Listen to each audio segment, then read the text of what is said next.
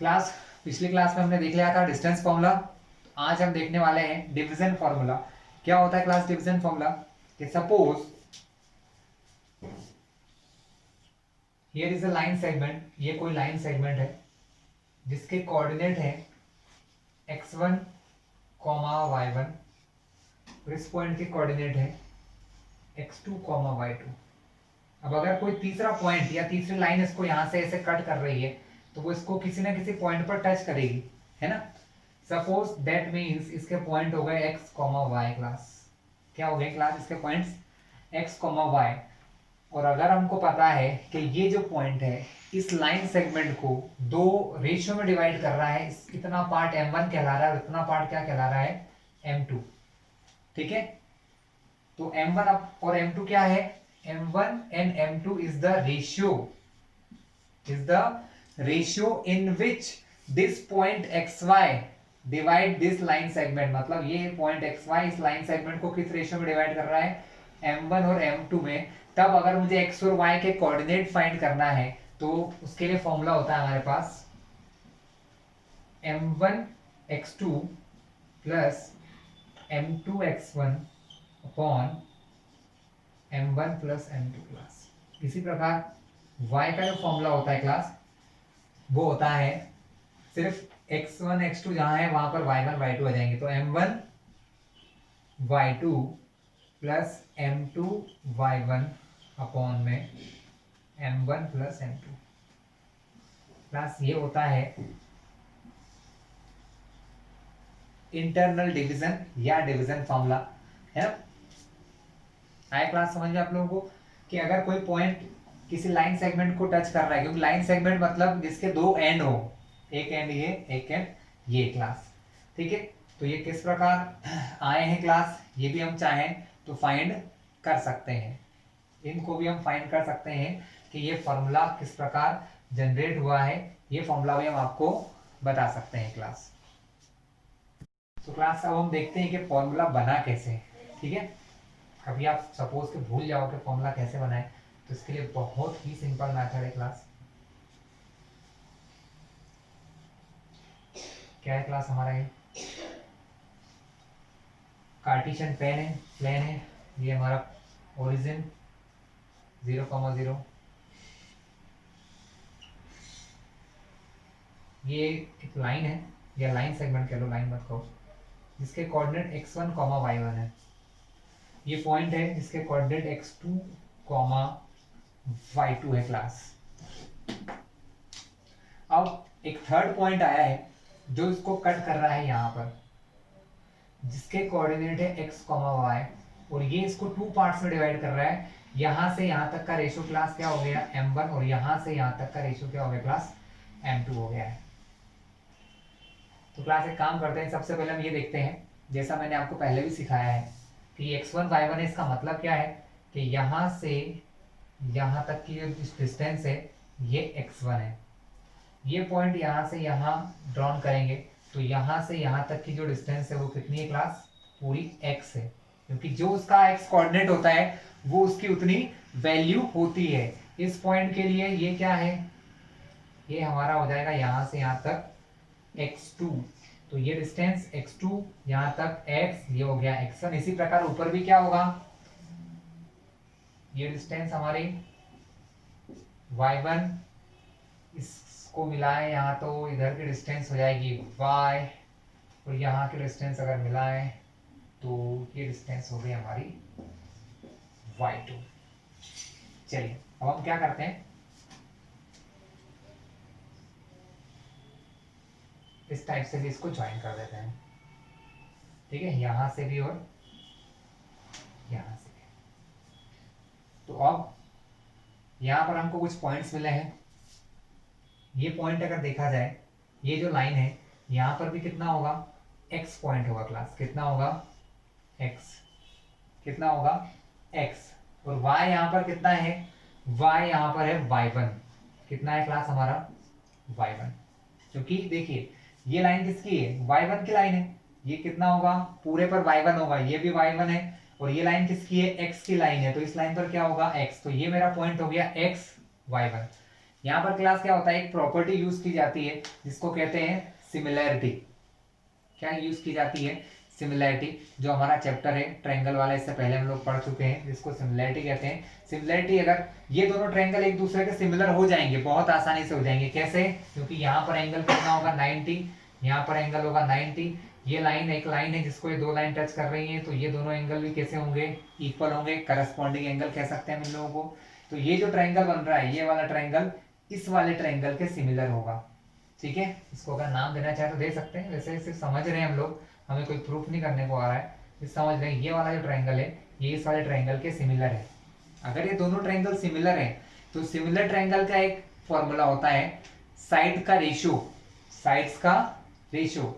तो साइड का रेशियो कैसे, कि ये साइड मेरी कितनी है क्लास, m1, इसके अपॉन में इसकी साइड, ये वाली साइड कितनी है, m2, यानी m1 अपॉन m2 जो है वो किसके बराबर होगा, वो इस साइड और इस साइड के रेशियो के बराबर होगा। किसके बराबर होगा, इस वाली साइड और इस वाली साइड के रेशियो के बराबर। ठीक है, मैं अलग से दिखाता हूँ, यहाँ थोड़ा दिक्कत होगी आपको।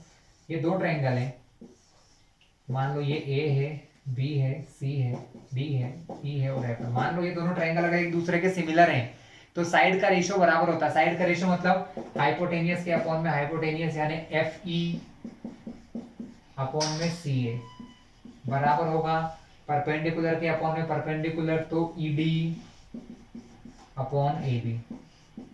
इसी प्रकार थर्ड वाले को भी ले सकते हैं जरूरत पड़ने पर, अभी मुझे जरूरत नहीं है इसलिए मैं नहीं ले रहा हूँ।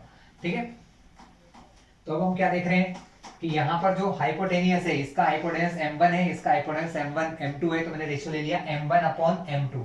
किसके बराबर होगा, इस साइड के, इसके लिए m1 तो इसका ये वाली वैल्यू, और इसके लिए m2 तो इसकी ये वाली वैल्यू हम लिखेंगे कैसे, अपॉन में।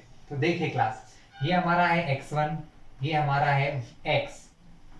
अगर मुझे सिर्फ ये इतनी इतनी दूरी निकालना है, देखो ये इतनी इतनी, तो मुझे क्या करना पड़ेगा, इस x में से इतना हिस्सा माइनस करना पड़ेगा, यानी इतनी दूरी कितनी है मेरी, x माइनस x1 है। कितनी है, x माइनस x1 है, अपॉन में इतनी सी दूरी निकालने के लिए आप ध्यान से देखिए, ये दूरी यहां से यहां तक कितनी है, x2, यहां तक कितना है x, मतलब मुझे सिर्फ ये इतना निकालना है, यानी इस पूरे x2 में से हम क्या माइनस करेंगे, इस x को माइनस करेंगे, तो अपॉन में क्या आएगा, x2 माइनस x।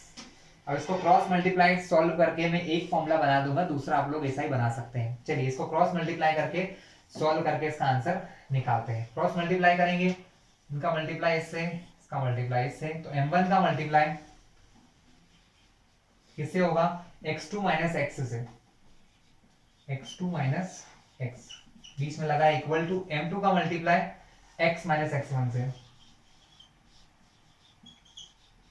चलिए अंदर भी कर लो, m1 x2, ठीक है, m1 x, m2 x और m2 का इससे होगा तो m2 x1। क्लास इन सब में तीन चीजें हैं, x2 x x x1। तो हम क्या करेंगे, जो x x वाली दोनों चीजें हैं उनको एक साइड ले लेंगे। किस तरफ ले लेंगे, सिर्फ एक तरफ। मैं यहाँ ले रहा हूँ, थोड़ी जगह की प्रॉब्लम हो रही है, तो ये m1 x उधर जाएगा और ये m2 x1 इधर आएगा। तो क्लास क्या फॉर्मूला बनेगा, m1 x2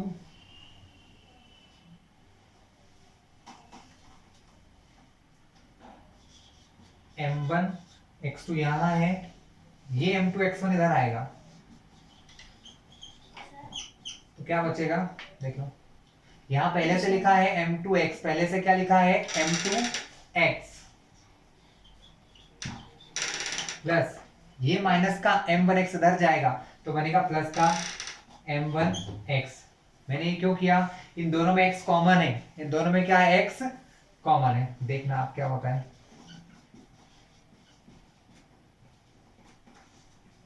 x अगर कॉमन लूं तो अंदर क्या बचेगा, यहां से x कॉमन ले लिया बाहर, तो यहां से बचा m1 प्लस यहां से क्या बचा क्लास m2। मुझे वैल्यू निकालना है x की, किसकी वैल्यू निकालना है क्लास, मुझे वैल्यू निकालना है x की, तो m1 m2 कहां जाएगा, मल्टीप्लाई से डिवाइड में, तो हमारा फॉर्मूला क्या बन जाएगा, x बचेगा यहाँ पर क्लास, उसको मैंने इधर लिख लिया। यहाँ पहले से क्या लिखा था, m1 x2 plus m2 x1 upon में m1 प्लस m2, ये जो मल्टीप्लाई का था m1 m2 वो इधर चला गया। तो क्लास यही होता है फॉर्मूला। बनाने का तरीका आपने देख लिया है, ठीक है। इसी प्रकार दूसरा वाला फॉर्मूला भी आप बना सकते हो, लेकिन अभी हमें कोई इतनी जरूरत नहीं है, हमने समझ लिया है कि इसको किस प्रकार बनाना है क्लास, ठीक है। So class exercise 7.2 question number 1 देखते हैं। Find the coordinate of the point, find the coordinate of the point, question इसी टाइप से आता है class, which divide the join of point -1,7 and 4,-3 in the ratio 2:3। चलिए फिर से पढ़ते हैं। आप लोग जब भी ये क्वेश्चन करने बैठे तो अपनी बुक जरूर साथ लेके बैठे। Find the coordinate of a point, हमें क्या करना है, एक पॉइंट है जिसके कोऑर्डिनेट फाइंड करना है, जो क्या कर रहा है, विच डिवाइड, जो डिवाइड कर रहा है किसको, जॉइनिंग ऑफ टू पॉइंट, दो पॉइंट है जिनको ज्वाइन करने पर -1,7 एंड 4,-3। तो क्लास ये वो पॉइंट हो गए हैं x1, y1, x2 and y2, ठीक है। चाहो तो छोटी सी एक लाइन टाइप ड्रॉ कर लो। ये हो गया आपका -1,7, ये हो गए आपके 4,-3। आपको बीच में एक पॉइंट निकालना है जिसके कोऑर्डिनेट क्या मान लिए आपने, x, y मान दिए, ठीक है। और रेशियो क्या दिया है, 2:3। तो इसको हम क्या लिखेंगे, m1 रेशियो m2 हमें दिया हुआ है 2:3, ठीक है। इस लिहाज से हम m1 को क्या मान लेंगे, m1 को हम मान सकते हैं 2, m2 को मान सकते हैं क्लास 3, x1 हो गया हमारा वॉट -1, y1 हो चुका है हमारा, सॉरी y1 हो गया हमारा 7, x2 है क्लास 4, y2 है -3। ये तो हमने सिर्फ अभी पहचान की है, x1, y1, x2, y2, m1, m2, तो m1 और m2 क्लियर है क्लास। अब हमें सिर्फ x और y के कोऑर्डिनेट निकालना है, तो हमें जस्ट डिवीजन फॉर्मूला अप्लाई करना है। तो x के लिए डिवीजन फॉर्मूला क्या होता है, m1 x2 plus m2 x1 upon में m1 प्लस m2, मतलब पहले हम x फाइंड करेंगे उसके बाद y फाइंड करेंगे। क्लास x के लिए क्या हो जाएगा, m1 2 into x2 4 plus m2 3, x1 -1 है तो -1 है तो ब्रैकेट लगा लिया, अपॉन में m1 प्लस m2 2 प्लस 3, इस साइड कर लेते हैं। 2 4 जा 8, 3 1 जा 3 प्लस माइनस माइनस अपॉन में 2 प्लस 3 5। क्या दिख रहा है आपको आंसर आते हुए, 8 में 3 गए तो बचा 5, अपॉन में है 5, 5 से 5 कैंसिल होगा तो बचेगा 1, यानी हमारा x कोऑर्डिनेट कितना आ जाएगा class, our x coordinate is 1, x coordinate आ गया हमारा 1। इसी प्रकार से हम y कोऑर्डिनेट भी फाइंड करेंगे। चलिए y कोऑर्डिनेट के लिए फॉर्मूला वही होता है, m1 y2 plus m2 y1 upon में m1 plus m2। On putting the values, value put करते हैं, m1 हमारा 2 है तो m1 के प्लेस पे 2, y2 के प्लेस पे -3 प्लस m2 के प्लेस पे 3 और y1 के प्लेस पे है हमारा 7 अपॉन में m1 plus m2, so 2 plus 3।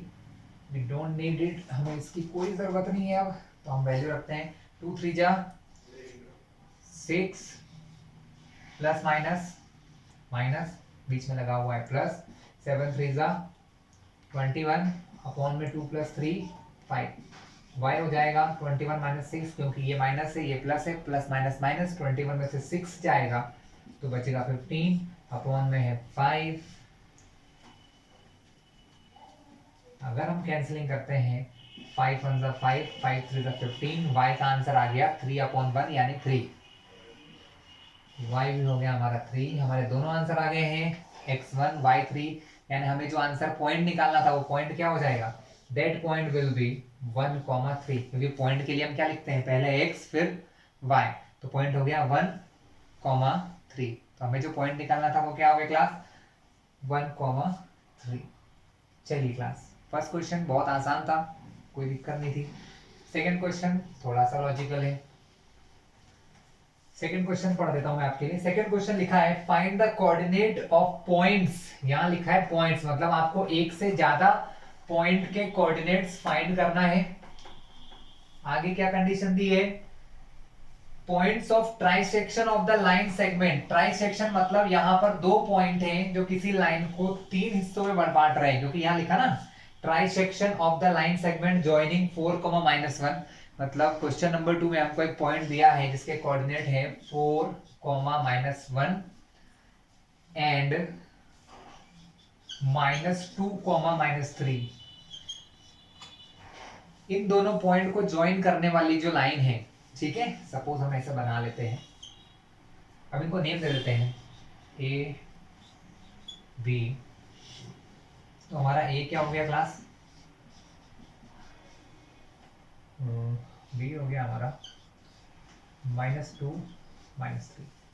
अब हमको बोला गया है कि इसको तीन बराबर भागों में बांटना है, ट्राइसेक्ट करना है। ट्राइसेक्ट करने के लिए अगर मैं एक पॉइंट यहां बनाऊं, 1, 2, 3 हिस्से हो गए, तीनों बराबर हैं, तब हम क्या करेंगे, इनको भी नाम दे देते हैं कि ये सपोज हमारा क्या है, सी पॉइंट है जिसके कोऑर्डिनेट मुझे निकालना है, इसको मान लो x, y। अब क्लास एक पॉइंट डी और मानना पड़ेगा क्योंकि ट्राइसेक्ट है, तीन हिस्से हैं, तो इसको भी नाम दो। तो डी को क्या कहें, तो इसको x डैश y डैश, क्योंकि 1 2 इसलिए नहीं दे सकते क्यों, ये 1 2 1 2 है, इसलिए मैंने उसको नाम दिया x डैश y डैश। तो हमें इन सी और डी पॉइंट को निकालना है जो क्या कर रहे हैं, जो इस लाइन को ट्राइसेक्ट कर रहे हैं, 1 हिस्सा, 2 हिस्सा एंड थर्ड पार्ट, मतलब 3 पार्ट में ट्राइसेक्ट किया जा रहा है। तो ट्राइसेक्ट करने के लिए हमें कितने पॉइंट चाहिए थे, सी और डी 2 पॉइंट। यहां आप चाहो तो कुछ स्टेटमेंट लिख सकते हो, जैसे कि हम यहां लिख सकते हैं सॉल्यूशन में, हियर पॉइंट सी, सी के कोऑर्डिनेट क्या माने, x, y and d x dash, y dash trisect the line segment joining by a 4,-1 and b -2,-3। Class थोड़ा सा लिखना जरूरी है क्योंकि हम सब कर रहे हैं तो पता तो चले सामने वाले को। फिर यहाँ आपने क्या लिखा, यहाँ आपने लिखा here point C and D, C और डी पॉइंट जो यहाँ पर हैं ट्राइसेक्ट, मतलब तीन बराबर भागों में बांट रहे हैं किसको, लाइन सेगमेंट जॉइनिंग बाय ए और बी, मतलब ए और बी को ज्वाइन करने से जो लाइन सेगमेंट बन रहा है उसको सी और डी किस में बांट रहे हैं, तीन इक्वल पार्ट्स में डिवाइड कर रहे हैं। आया समझ में आपको, ये पॉइंट लिखना बहुत इंपॉर्टेंट है। चलिए अब इसको रफ कर देते हैं, आगे हम देखते हैं हमें क्या करना है। अब यहाँ दो पॉइंट हो गए, हमने अभी तक ऐसा कुछ तो पढ़ा ही नहीं, तो क्या करेंगे प्रकाश, तो हम दोनों पॉइंट एक साथ नहीं निकालेंगे क्लास, 1 बाय 1 निकालेंगे, ठीक है। तो हम सबसे पहले यहाँ लिख लेते हैं फॉर पॉइंट सी के लिए बात करते हैं। अब ध्यान से देखिए क्लास, ये सी जो पॉइंट है, अब समझने की बात ये एक हिस्सा है, ये एक हिस्सा है और ये 1 हिस्सा है, मतलब तीनों 1 1 1 1 पार्ट है क्योंकि तीनों बराबर हैं। अभी हमने पहले देखा था जब हमने मिड पॉइंट का फॉर्मूला बनाया था कि जब कोई चीज बराबर भागों में बढ़ती है तो वहाँ m1 m2 नहीं आता है, वहां पर पार्ट्स आते हैं। तो यहाँ एक पार्ट, दो पार्ट, तीन पार्ट, तीनों इक्वल पार्ट है। अब अगर मैं इस पॉइंट को मानूं सेंटर, तब इसको भूल जाओ अभी आप ये बोलो ये पॉइंट, तब इधर का हिस्सा कितना हो गया क्लास 1 और इधर का हिस्सा कितना हो गया 1 + 1 2, यानी यहाँ पर रेशियो क्या होगा, इधर का हिस्सा 1 इधर का 2, यानी यहाँ पर रेशियो है 1:2, क्योंकि मैं सिर्फ अभी इसको देख रहा हूँ, इसको अभी नहीं देख रहा हूँ। तो 4 पॉइंट सी पॉइंट के लिए m1 रेशियो m2 क्या हो जाएगा क्लास, 1:2 हो जाएगा। क्या हो जाएगा 1:2 2 हो जाएगा। हो गया नॉर्मल क्वेश्चन। आपको m1 m2 पता चल गए, x1 आपका y1 x2 और y2 आप निकाल सकते हैं इसके कोऑर्डिनेट बहुत आराम से। चलिए फाइंड करते हैं। तो अब लिख लेते हैं m1 हमारा हो गया 1, m2 इज 2, x1 हमारा है क्लास 4, y1 है हमारा -1, x2 is -2 and y2 is -3। ठीक क्लास, ये हमारे सारे कोऑर्डिनेट हो गए हैं। ठीक है, अब हम फॉर्मूला लगाकर वैल्यू निकालते हैं। यहाँ से एक स्पेशल केस होता है। स्पेशल केस है कि जब हम चीज को दो इक्वल पार्ट में डिवाइड करते हैं, मतलब उसको कहा जाता है मिड पॉइंट। क्या कहा जाता है? Mid point. सपोज आपसे बोला जाए कि ये पॉइंट है x1, y1, दूसरा पॉइंट है x2, y2, इसका मिड पॉइंट है x, y। तो क्लास मिड पॉइंट के केस में क्या होता है? मिड पॉइंट का मतलब होता है इधर और इधर दोनों तरफ का हिस्सा बराबर। मतलब m1 और m2 हम क्या मानते हैं? रेशियो m1 और m2 मानते हैं। हमको ये पता है दोनों तरफ के रेशियो बराबर है। मान लो हमारा रेशियो क्या है? m1 अपॉन m2 है। जब ये दोनों बराबर होंगे तो क्लास कट के क्या हो जाएंगे? 1 और 1 हो जाएंगे, क्योंकि दोनों अपने क्या माने हैं कि ये मिड पॉइंट है। मिड पॉइंट का मतलब इधर का जो हिस्सा है वो इधर के हिस्से के बराबर है, यानी m1 जो है वो m2 के इक्वल है। और इक्वल होगा तो जब दो चीजें बराबर वाली रेशियो में होती हैं तो एक दूसरे से कट जाती है। यानी यहाँ पर m1 और m2 की जगह हम क्या रख सकते हैं? 1 1। तो हमारा फॉर्मूला क्या था क्लास? हमारा फॉर्मूला था m1x2 प्लस m2x1 अपॉन में m1 प्लस m2 था। लेकिन हमने दोनों को क्या निकाल लिया? 1 1 फाइंड कर लिया। तो अगर मैं यहाँ 1 रखूं, यहाँ सब जगह 1 रखूं, तो मेरा नया फॉर्मूला क्या बन जाएगा? 1 रखूंगा और 1 का मल्टीप्लाई किसी से करो तो लिखने की जरूरत नहीं है, यानी सीधी बात है क्या बचेगा? x2 बचेगा। क्या बचेगा क्लास? x2। यहां से भी इसकी जगह कुछ नहीं रखेंगे तो क्या बचेगा? x1। लेकिन अपॉन में 1 प्लस 1 2, यानी अगर मैं किसी भी चीज के मिड पॉइंट निकालना हो तो हम ले m वाला फॉर्मूला नहीं लगाएंगे। जब भी आपके पास क्वेश्चन आएगा मिड पॉइंट का तो आप डायरेक्टली क्या लगाओगे? x बराबर x1 प्लस x2 अपॉन 2 और y बराबर क्या लगाओगे? y1 plus y2 upon 2। Class फिर से सुन लो, ये x और y क्या है? ये कोऑर्डिनेट है। किस चीज के कोऑर्डिनेट है? डिवीजन पॉइंट के, मतलब जो डिवाइड करता है डिवीजन पॉइंट के क्या है? ये कोऑर्डिनेट्स होते हैं। क्या है क्लास? एक्स वाई किसी लाइन को डिवाइड करने वाले पॉइंट के डिवीजन पॉइंट के कोऑर्डिनेट होते हैं क्लास। तो ये आपने फॉर्मूला देख लिया है। अब हम देखेंगे एक्सरसाइज के क्वेश्चंस को। चलिए तो आंसर निकालते हैं। फॉर्मूला वही है, इससे पहले क्वेश्चन में लिखा था। ध्यान रखिएगा एग्जाम में फॉर्मूला इतना बहुत इंपॉर्टेंट होता है। तो मुझे क्या फाइंड करना है? एक्स और वाई फाइंड करना है। तो एक्स के लिए क्या हो जाएगा? m1 x2 plus m2 x1 upon में m1 प्लस m2। चलिए वैल्यू रख लेते हैं। x के लिए m1 क्या है? 1 इंटू x2 क्या है? -2 प्लस, क्लास ये ब्रैकेट नहीं लगाओगे ना तो गलती जरूर करोगे, इसलिए ब्रैकेट लगाना मोस्ट इंपॉर्टेंट है। जब भी माइनस आए तो प्लस m2 है हमारा 2 इंटू x1 है 4 अपॉन में m1 प्लस m2 1 प्लस 2। तो x की वैल्यू हो जाएगी 2 1 जा 2 प्लस माइनस माइनस 4 2 जा 8 अपॉन में 3 प्लस 2 प्लस 1 3। तो हमारे x की वैल्यू क्या आ गई? 8 माइनस 2 6 अपॉन 3। माइनस क्यों करा? क्योंकि ये माइनस ये प्लस, माइनस प्लस माइनस, 8 में से 2 गया तो 6, 3 से कटेगा तो 3 1 जा 3 2 जा। तो हमारे x की वैल्यू क्या निकल गई क्लास? अब इसको हम थोड़ा सा है ना यहाँ लिख लेते हैं ऊपर आंसर्स को। हमारा x आ गया है 2। ठीक, x हमारा क्या फाइंड हो गया क्लास? 2, क्योंकि हमें रफ तो करना पड़ेगा, बहुत छोटा है थोड़ा सा इसलिए। चलिए इन द सेम वे इसी तरीके से हम क्या फाइंड करेंगे? y भी फाइंड करेंगे। अब y के लिए मैं फॉर्मूला नहीं लिख रहा हूँ, है ना, आपको पता ही है, इसलिए डायरेक्ट वैल्यू रख रहा हूँ। m1 y2 plus m2 y1 upon m1 plus m2। 3 1 जा 3 प्लस माइनस माइनस, 2 1 जा 2 plus minus minus. Is it any mistake? No mistake. 1 plus 2 3। y की वैल्यू क्या होगी class? Minus minus plus, 3 plus 2 5, 5 upon 3। Because ये एक दूसरे से cancel नहीं हो सकते हैं तो ज्यादा दिमाग नहीं लगाना है, ऐसा का ऐसा ही आंसर लिख देना है। तो y कितना आ गया आपका? y आ गया आपका -5/3। ठीक है, चलिए अभी सब रफ कर देते हैं क्योंकि पॉइंट सी के आंसर तो आ गए हैं। सी पॉइंट क्या हो गया? 2, -5/3 आ गया है। अब इसी प्रकार हमें फाइंड करना है पॉइंट डी। तो क्लास पॉइंट डी के लिए क्या होगा? सिस्टम अपोजिट हो जाएगा। कैसे अपोजिट हो जाएगा? एक minute.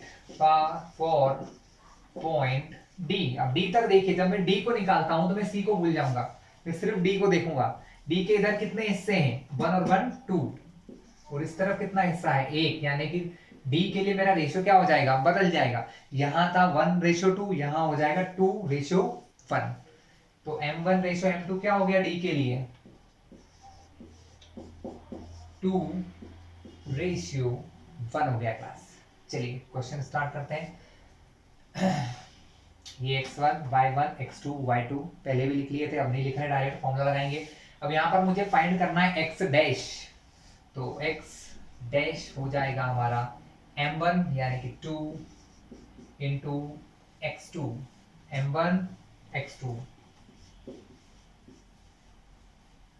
Plus m2 x1 upon m1 plus m2 होता है तो 2 + 1।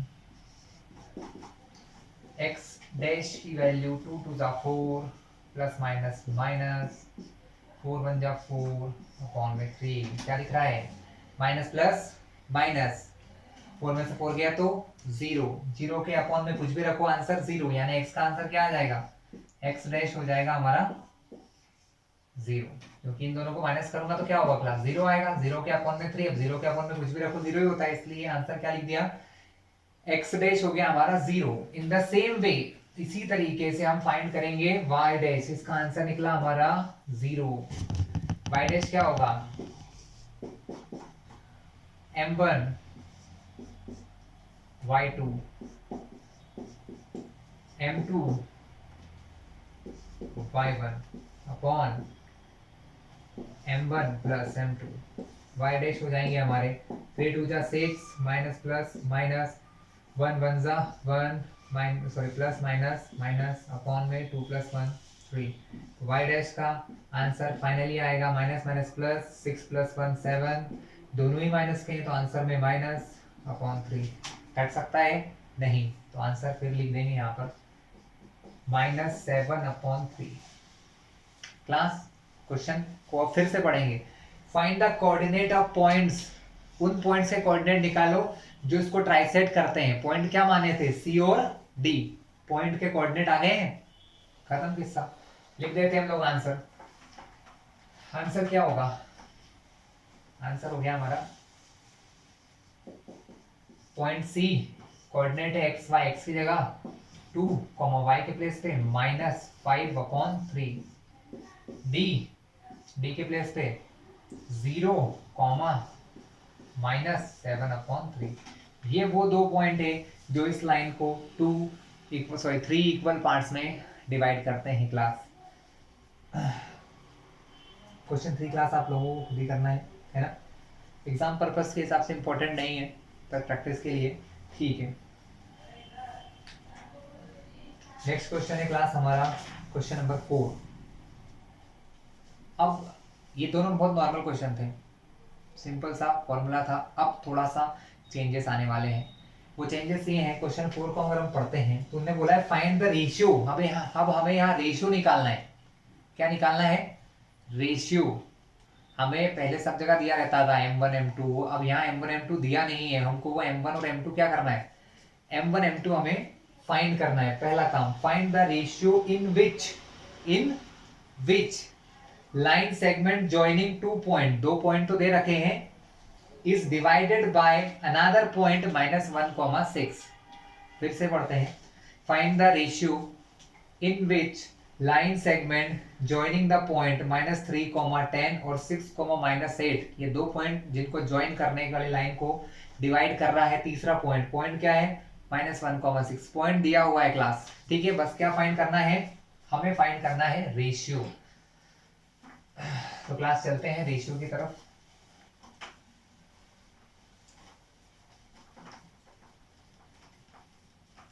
चलिए, मान लीजिए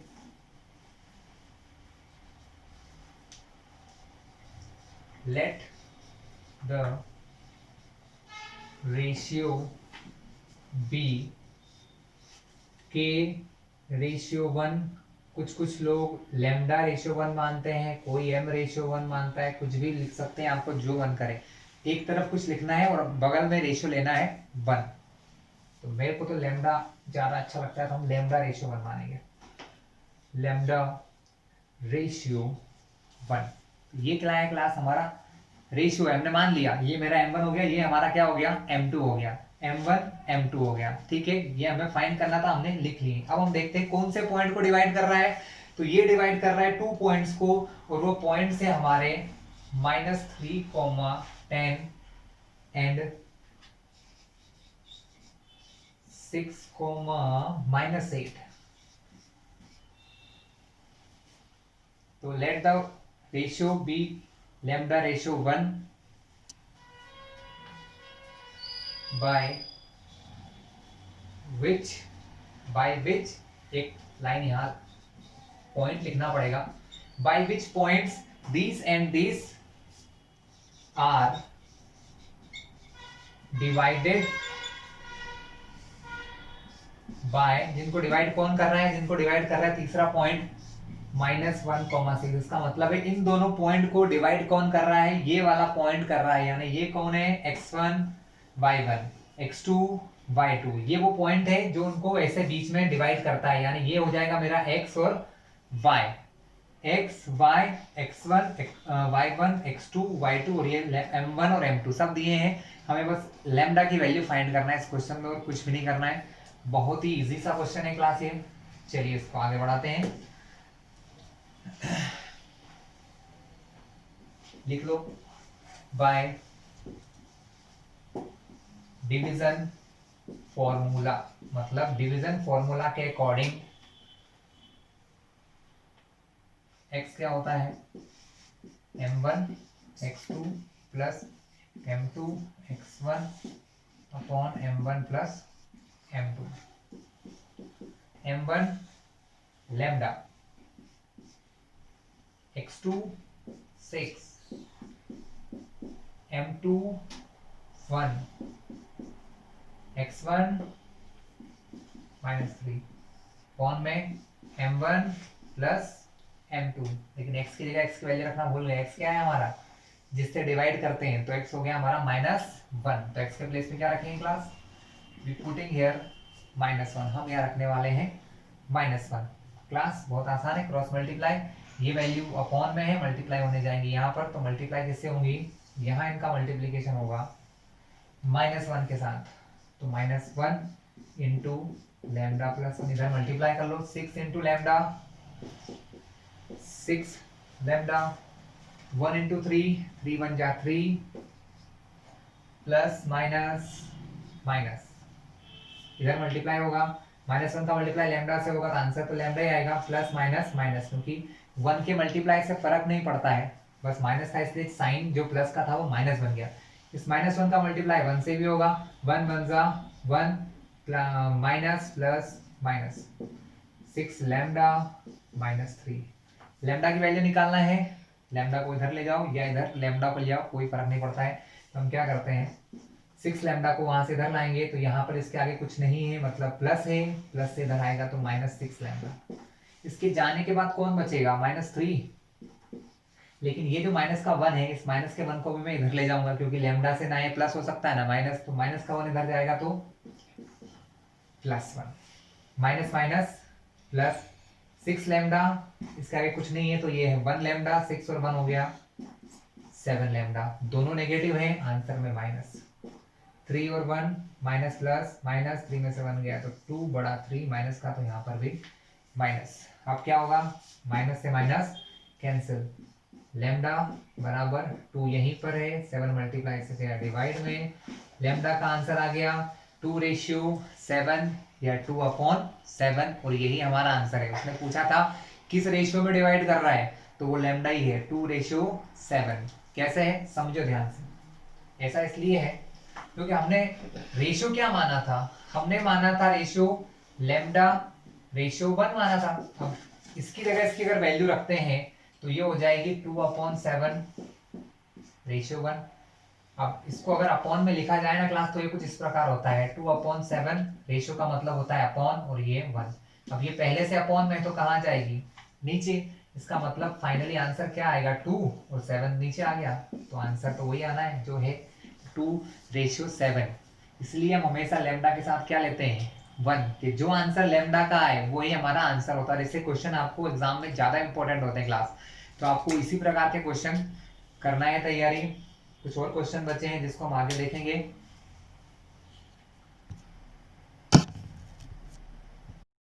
क्लास एक्सरसाइज 7.2 का 5th क्वेश्चन हम देखते हैं। ठीक है, 5th क्वेश्चन 4th जैसा ही है, इसलिए मैं करवाऊंगा नहीं, आपको सिर्फ इसका मेथोडोलॉजी समझाऊंगा किस प्रकार आपको इसको सॉल्व करना है। Find the ratio in which line segment A, एक लाइन सेगमेंट ए है, इसके कोऑर्डिनेट क्या है क्लास 1, -5। एक और पॉइंट है बी, whose coordinates are -4,5। क्या है क्लास, -4,5 है। फिर से क्वेश्चन पढ़ते हैं। Find the ratio in which the line segment joining A 1, -5 B -4,5 is divided by the X axis. हमको ये पता लगाना कि एक्स एक्सिस, मान लो एक्स एक्सिस ऐसे निकल रहा है, ये इसको कहीं पर टच कर रहा है, तो ये एक्स एक्सिस इसको किस रेशियो में डिवाइड कर रहा है, हमें ये फाइंड करना है क्लास। तो बहुत आसान है, जैसा कि पिछले क्वेश्चन में आपने लिया था k/1 या λ/1, कोई भी रेशियो मान सकते हैं। अब दिक्कत है कि अब उस क्वेश्चन में हमारे पास पॉइंट था, उस क्वेश्चन में हमारे पास पॉइंट था, क्या पॉइंट था, यहाँ पर कोई ना कोई वैल्यू दी थी, लेकिन यहाँ पर पता नहीं। लेकिन हमें एक चीज पता है कि ये पॉइंट कहाँ पर है, एक्स एक्सिस पर, और एक्स एक्सिस पर अगर कोई पॉइंट होता है तो उसके कोऑर्डिनेट क्या होते हैं, x, 0। तो ये जो 0 वाला कोऑर्डिनेट है ना क्लास, इसकी हेल्प से बिल्कुल सेम लास्ट वाले क्वेश्चन की तरह आप आंसर फाइंड कर सकते हैं। इसलिए ये क्वेश्चन मैं आपको नहीं करा रहा हूँ, बहुत इजी सा है, समझा दिया है कि रेशियो वही लेना है λ/1, और पॉइंट एक्स एक्सिस पर क्या मानोगे, x, 0, क्योंकि एक्स एक्सिस पर क्या होता है, एक्स एक्सिस पर y कोऑर्डिनेट 0 होता है, इसलिए यहां मैंने क्या लिया है, y, 0 लिया है क्लास। तो ये क्वेश्चन आपको ही करना है। ठीक है, हम इसके आगे का क्वेश्चन देखते हैं क्लास। 6 क्वेश्चन में चलते हैं। If 1, 2, 4, 5, x, 6 and 3, 5 are the vertices of parallelogram. चलिए बना लेते हैं, डायग्राम बनाएंगे तो थोड़ा आसानी से लगेगा। एक पैरेललोग्राम आपको दिया है क्लास। पैरेललोग्राम क्या होता है, जिसकी अपोजिट साइड पैरेलल होती है।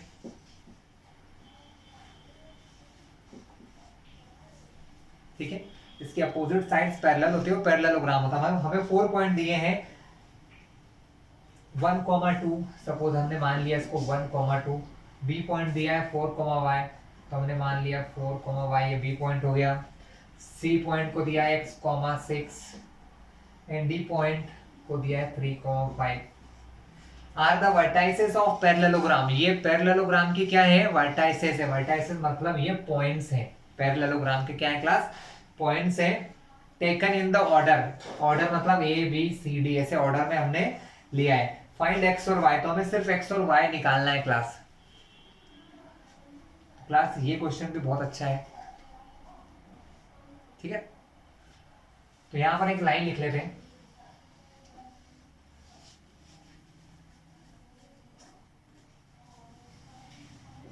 वी नो दैट, हम क्या जानते हैं, हम ये जानते हैं कि ये जो डायगोनल्स होते हैं ना, डायगोनल्स मतलब ये डायगोनल और ये डायगोनल्स, डायगोनल एक दूसरे को बाइसेक्ट करते हैं। डायगोनल क्या करते हैं स्टूडेंट, एक दूसरे को बाइसेक्ट करते हैं। बाइसेक्ट का मतलब दो इक्वल पार्ट में डिवाइड करते हैं क्लास। क्या करते हैं, टू इक्वल पार्ट्स में डिवाइड। जैसे कि यहाँ पर मान लो सपोज पॉइंट ओ पर टच हो रहे हैं। कहाँ टच हो रहे हैं क्लास, ओ पर। तो ये जो ओ पॉइंट है ना, ये इन दोनों को क्या कर रहा है, ये वाला हिस्सा इसके इक्वल है और ये वाला हिस्सा इसके इक्वल है, यानी इक्वल पार्ट में डिवाइड कर रहा है। यानी ये कह सकते हैं कि ओ जो है वो AC और BD का क्या है, मिड पॉइंट है। क्या है क्लास, मिड पॉइंट। और मिड पॉइंट का फॉर्मूला मैंने आपको लिखवाया हुआ है ना, x1 plus x2 upon 2, y1 plus y2 upon 2।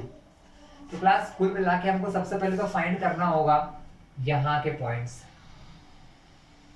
इसके कोई ना कोई कोऑर्डिनेट होंगे, x, y होंगे, क्योंकि ये भी अगर एक पॉइंट है, ये भी क्या है क्लास, एक पॉइंट है। तो पॉइंट के क्या होते हैं, कोई ना कोई कोऑर्डिनेट्स होते हैं। तो हमने मान लिया इसके कोऑर्डिनेट क्या है, x, y।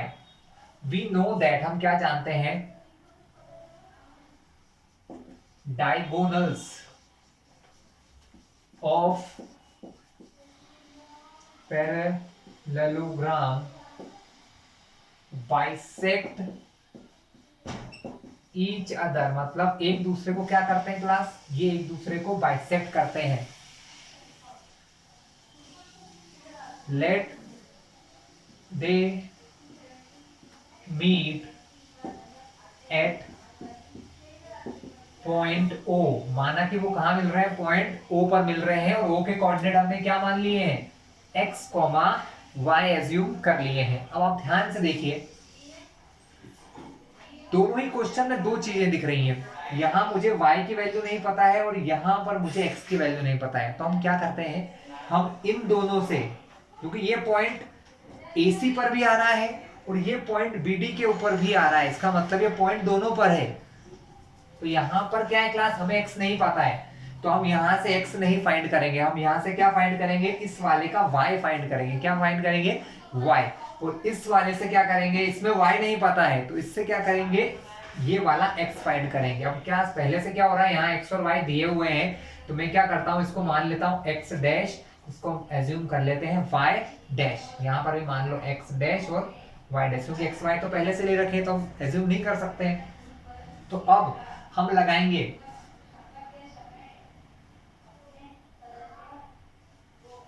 हम लिखेंगे because O is the midpoint of BD। मतलब BD लाइन का मिड पॉइंट कौन है, O है। अगर BD लाइन का मिड पॉइंट O है तो O का जो x कोऑर्डिनेट है, मिड पॉइंट फॉर्मूले के हिसाब से मिड पॉइंट फॉर्मूला क्लास ये होता है, x बराबर होता है x1 प्लस x2 अपॉन 2। यही मैंने आप लोगों को लिखवाया था, ठीक है। तो यहां पर देखिए x की जगह कौन लिखा है, x डैश लिखा हुआ है। कौन लिखा है class, x dash. Mid point किस चीज का निकाल रहे हैं आप, BD। तो B आपका हो गया x1 y1, ये हो गया x2 y2। लेकिन हम x1 और x2 की बात कर रहे हैं, तो here is x1, here is x2। तो ये हो गया 4, ये हो गया आपका 3। तो यहां लिखेंगे 4, यहां लिखेंगे 3 और अपॉन में करेंगे 2। एक काम करते थोड़ा साइड में, तो x डैश हो जाएगा हमारा 4 प्लस 3 अपॉन 2। इसका मतलब x डैश हो जाएगा 7 अपॉन 2 क्लास। ये आपका x डैश हो गया। लेकिन अगर देखो क्लास, अगर मैं यहाँ से y निकालूंगा तो यहाँ पर एक पहले से y है, तो कैसे फाइंड होगा, नहीं हो सकता। इसलिए y निकालने के लिए मैं इस लाइन का मिड पॉइंट निकालूंगा, क्योंकि ये पॉइंट दोनों के ऊपर है, चाहे BD के ऊपर लो चाहे AC के ऊपर लो। तो अब हम ये y डैश निकालने के लिए AC का यूज करेंगे। किसका यूज करेंगे, AC का। चलिए ऊपर का पार्ट मिटा देते हैं। तो अब हम क्या कर रहे हैं क्लास, AC का यूज कर रहे हैं मिड पॉइंट फाइंड करने के लिए। तो हम फिर से लिखेंगे अगेन, फिर से लिख देंगे again O is the mid point.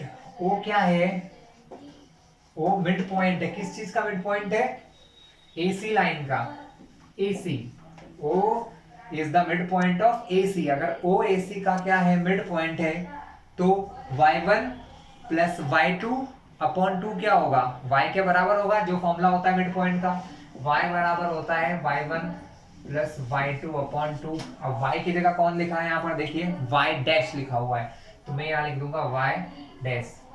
अब AC की बात हो रही है तो ये y1 ये y2 यानी 2 + 6 क्या हो जाएगा क्लास, 2 + 6 अपॉन में 2, तो 6 + 2 8, 8 के अपॉन में 2 होगा तो क्लास क्या हो जाएगा 4 हो जाएगा, क्या हो जाएगा 4। तो y डैश हमारा क्या हो गया क्लास, y डैश हमारा हो गया है 4। इतना वो लिख लेते हैं क्योंकि हमें इनकी जरूरत पड़ने वाली है। अब हमने फाइंड कर लिया क्या क्लास, हमने फाइंड कर लिए हैं x डैश और y डैश हमारे निकल गए हैं। हम थोड़ा सा रफ करके लिख लेते हैं यहाँ पर, तो क्या है समझना आसान हो जाएगा। पहला वाला x क्या आया था 7/2 और ये आ गया था y डैश 4। उन्होंने हमको ये फाइंड करने का नहीं बोला था, उन्होंने बोला था ये x और ये y निकालो, लेकिन ये फाइंड किए बिना ये पॉसिबल नहीं था क्लास। अब हम क्या करेंगे, x और y निकालने के लिए फिर से मिड पॉइंट लगाएंगे। अभी हमने किसके लिए लगाया था, AC के लिए लगाया था, y1 + y2/2 किया था। अब हम करेंगे x1 + x2/2, तो फिर से लगाएंगे x डैश बराबर x1 + x2/2। x डैश की जगह लिखा है 7/2, तो यहाँ क्या लिखने वाला हूँ क्लास में, 7/2 is equal to x1 1 plus x के प्लेस पे x/2।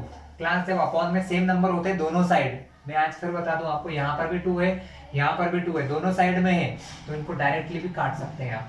बस प्लस और माइनस में कुछ नहीं होना चाहिए, ये भी 2 लिखा है 2 लिखा कट कर दो, कोई दिक्कत नहीं। तो 7 इज इक्वल टू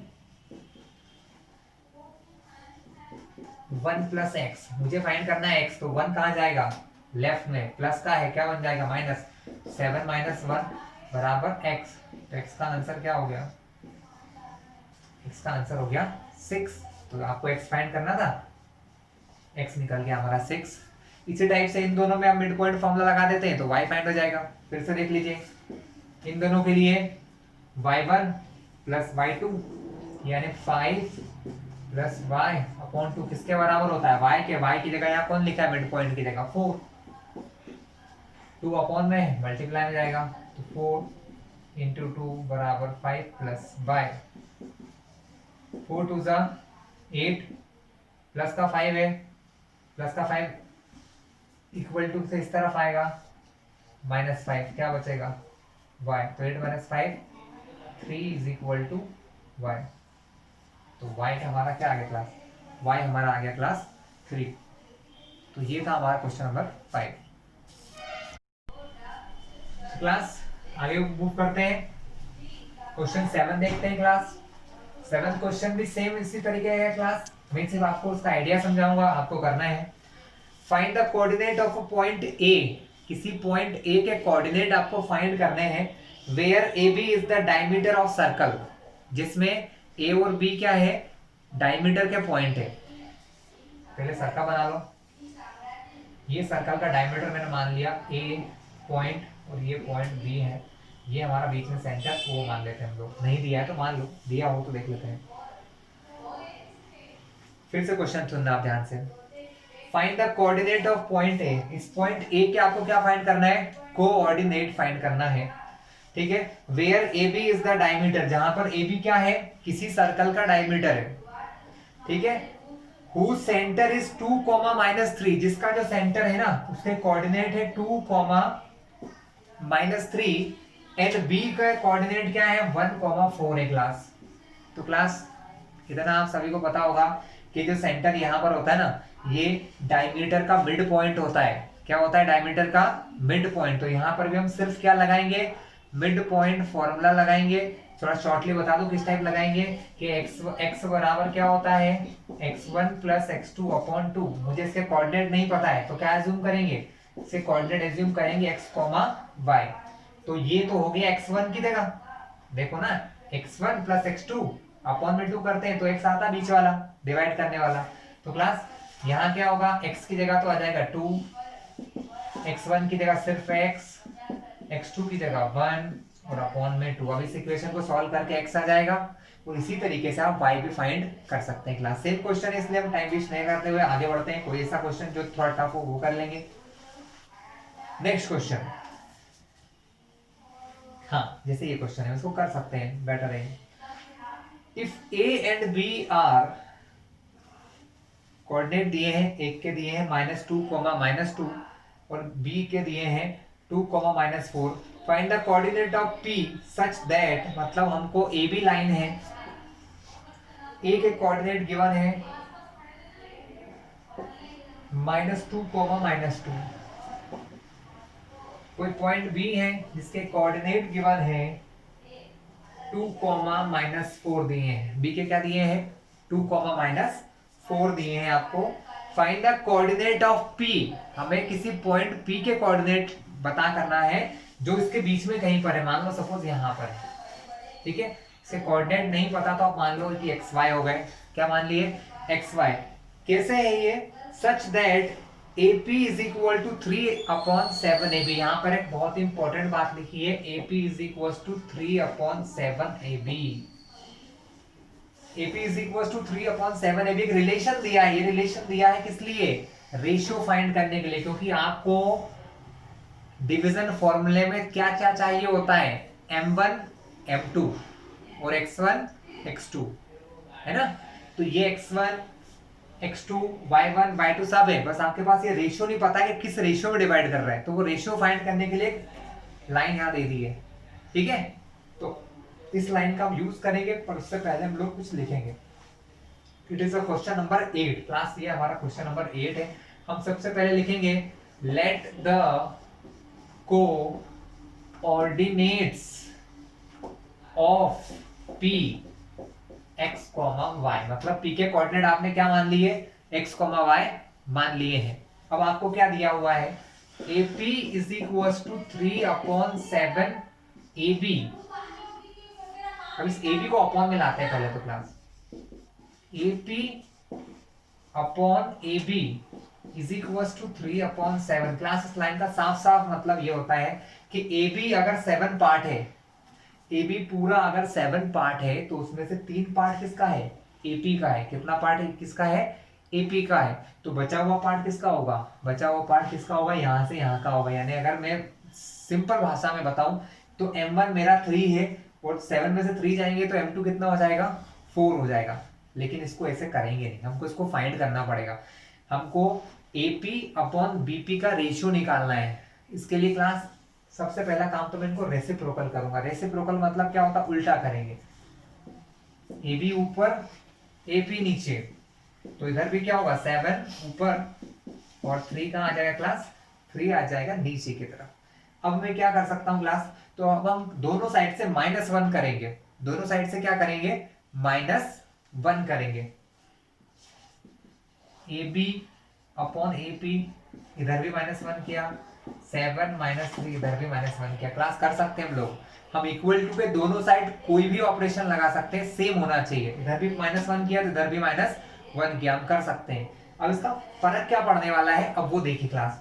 आप सभी को मैंने बहुत बार समझाया हुआ है कि अगर आप एक साइड कोई नंबर है जिसके अपॉन में कुछ भी नहीं है, यहाँ एक नंबर है जिसके अपॉन में कुछ है, तो आपको एलसीएम लेने की जरूरत नहीं, इस नंबर का सीधा यहाँ पर मल्टीप्लाई होगा, है ना।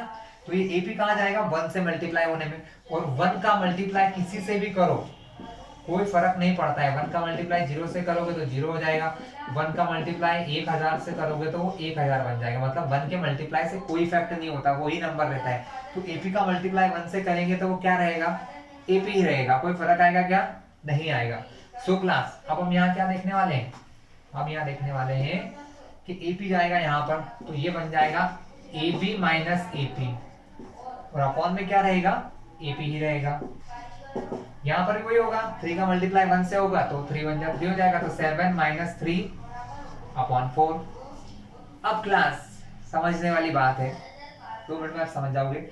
ये पूरा AB है ना, पूरा क्या है AB में से मैं क्या माइनस कर रहा हूँ, AP, इतना हिस्सा माइनस कर रहा हूँ। माइनस करने का मतलब हटा दो, 2 मिनट के लिए आप समझ जाओगे। तो क्या दिख रहा है आपको, क्या बचेगा, अगर AB में से AP घटा दूंगा तो सिर्फ क्या बचेगा, BP बचेगा। यानी ए बी में से अगर आप ए पी माइनस करते हैं तो क्या बचता है, इसकी जगह लिखूंगा मैं बीपी, क्या लिखूंगा क्लास, बीपी, और अपॉन में कौन है, एपी। यहाँ पर भी 7 में से 3 जाएंगे तो क्या बचेगा क्लास, 4, सॉरी मिस्टेक हुई मेरे से, मैंने यहाँ गलती से 4 लिख दिया। तो 7 में से 3 जाएंगे तो 4 बचेगा, और अपॉन में 3 का 3 ही रहेगा क्लास। तो माय मिस्टेक मेरे से हो गया था, फिर से लिख लेते हैं क्लास। ये समझ में आ गया होगा आपको कैसा क्यों हुआ। एक एक कोऑर्डिनेट आपको दिए हैं -2 का मान। तो अब आपको एपी और बीपी में रेशियो निकल गया, क्योंकि आपको रेशियो किस में फाइंड करना होता है, एपी और बीपी में। आपको आ गया बीपी अपॉन एपी उल्टा हुआ, अभी कैसा लिखा हुआ है, अपोजिट है, तो उसको फिर से रेसिप्रोकल कर लेते हैं। तो एपी जाएगा ऊपर और बीपी जाएगा नीचे, तो ये भी हो जाएगा ऊपर 3:4। क्लास मैंने बताया था आपको 3 और 4 ही आंसर आएंगे। निकालने का तरीका ये होता है सिस्टमेटिकली। तो हमने रेशियो निकाल लिया, इन दोनों के बीच में रेशियो क्या हो गया, 3:4 आ गया। m1 m2 क्या आ गया, 3:4 आ चुका है। x1 x2 y1 y2 पता है, तब हम इनको बहुत आसानी से निकाल लेंगे। चलिए निकाल लेते हैं, एक कोऑर्डिनेट निकाल देता हूं, दूसरा फाइंड कर लीजिएगा आप लोग। चलिए बात करते हैं अब हमारे x1 निकालने की या x निकालने की। यहां लिख लो by division formula. Division formula से क्या होता है, x is equal to m1 x2 plus m2 x1 upon में m1 प्लस m2। अब m1 कितना हो गया, 3, x2 क्या है 2 फॉर्मूले का, प्लस m2 क्या है 4, x1 क्या है -2, यहां पर लिख लेंगे -4। अपॉन में क्या आएगा, m1 plus m2, 3 plus 4,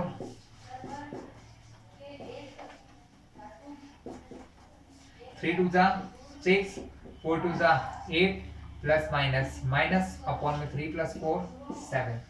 So x will be 6 minus 8 minus 2 upon 7। तो हमारा x के कोऑर्डिनेट क्या आ गए क्लास, x के कोऑर्डिनेट हो गए -2,7 -2,7। इन द सेम वे इसी तरीके से हम फाइंड कर लेंगे क्लास y। चलिए y भी फाइंड कर लेते हैं। अब हम फॉर्मूला नहीं लिखेंगे, फॉर्मूला वही होता है, बस x2 की जगह y2 आ जाता है और x1 के प्लेस पे क्या आ जाता है, y1 आ जाता है। तो y निकालने के लिए क्या होगा, m1 3 y2 -4 प्लस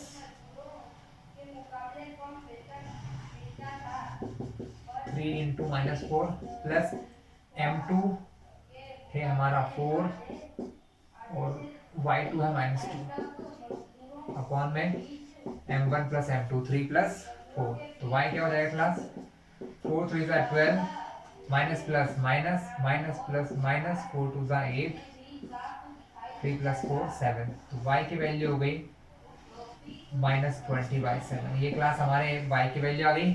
अब हमें x और y फाइंड करना थे, आ गए। तो हमारा आंसर क्या होगा, हमारा आंसर हो जाएगा p is equal to x है -2/7 कॉमा y है -20/7 प्लस -20/7। तो क्लास हम देखते हैं नेक्स्ट क्वेश्चन।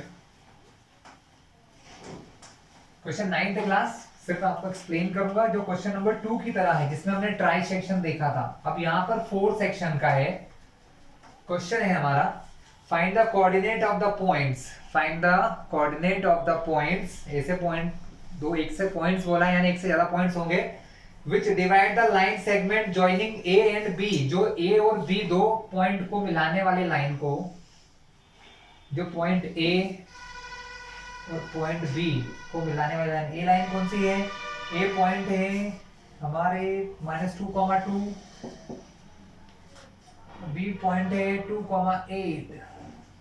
इन दोनों को मिलाने वाली लाइन को 4 इक्वल पार्ट्स में डिवाइड करते हैं क्लास। तो 4 इक्वल पार्ट्स में डिवाइड करें, मान लो कि एक पॉइंट P, Q और R है।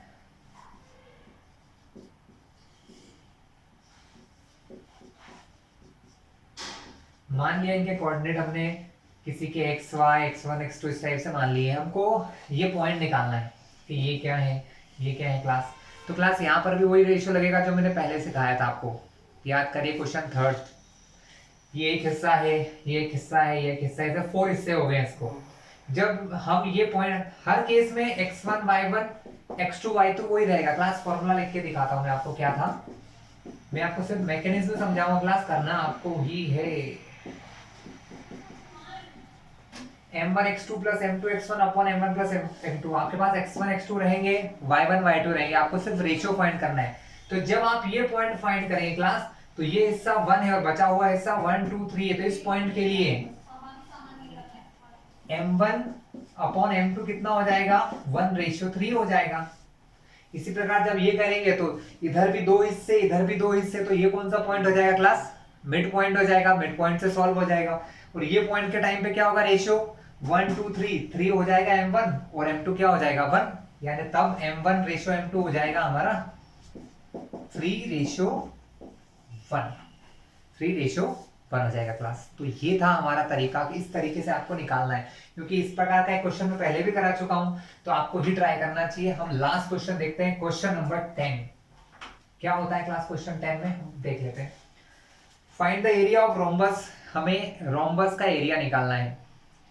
इफ इट्स वर्टाइसेस आर, जिसकी वर्टाइसेस दी है हमको रोम्बस की, 4 पॉइंट होते हैं। रोम्बस क्या होता है क्लास, ऐसा क्वाड्रिलेटरल जिसके सारे ऑल साइड्स इक्वल होती हैं बट डायगोनल इक्वल नहीं होते हैं। और इसके जैसा एक और फिगर होता है जिसको कहते हैं स्क्वायर। स्क्वायर में क्या होता है, ऑल साइड्स इक्वल, डायगोनल भी इक्वल। यहाँ पर सिर्फ डिफरेंस ये है, साइड तो सब इक्वल होते हैं, डायगोनल इक्वल नहीं होते हैं। चलिए, तो इसके पॉइंट्स हमको दिए हैं 3, 0, 4, 5, -1, -4, -2, -1।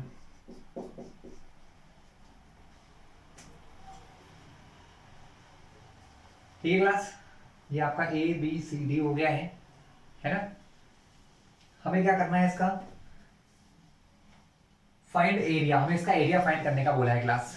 तो क्लास देखा जाए ना, तो ये जो क्वेश्चन है वो इससे पिछली एक्सरसाइज का है। एरिया क्या होता है, एरिया ऑफ रोम्बस होता है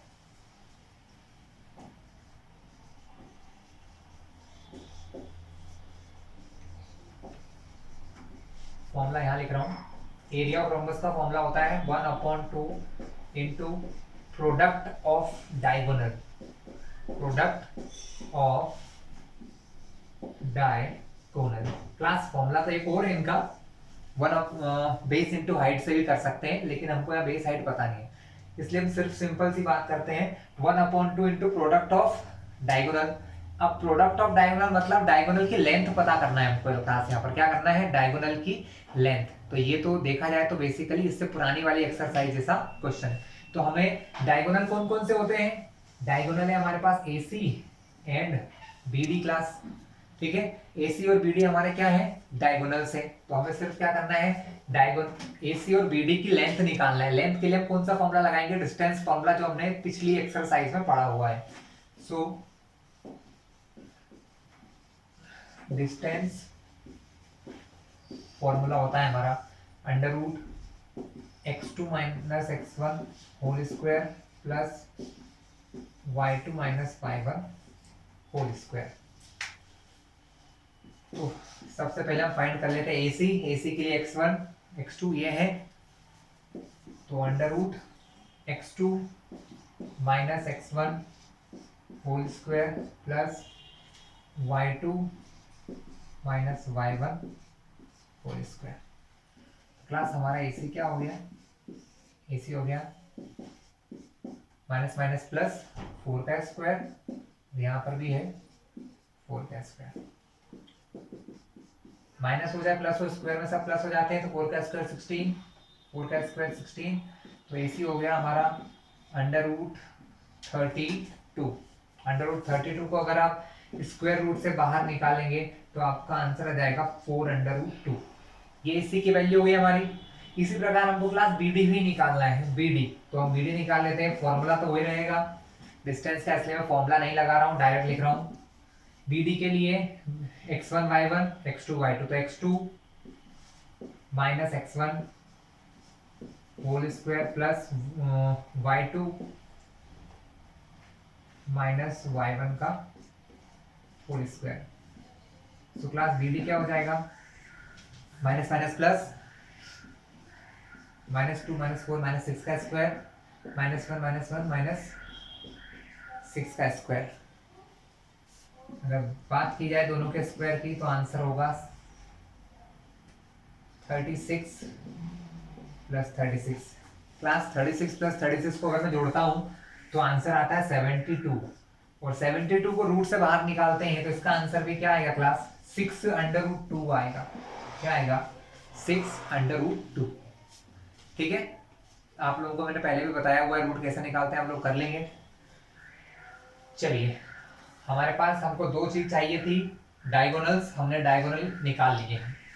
एसी की लेंथ कितनी है क्लास, इधर दिया हुआ है 4√3, बीडी की है 6√2। इस फॉर्मूले में रखेंगे, हमारा आंसर आ जाएगा।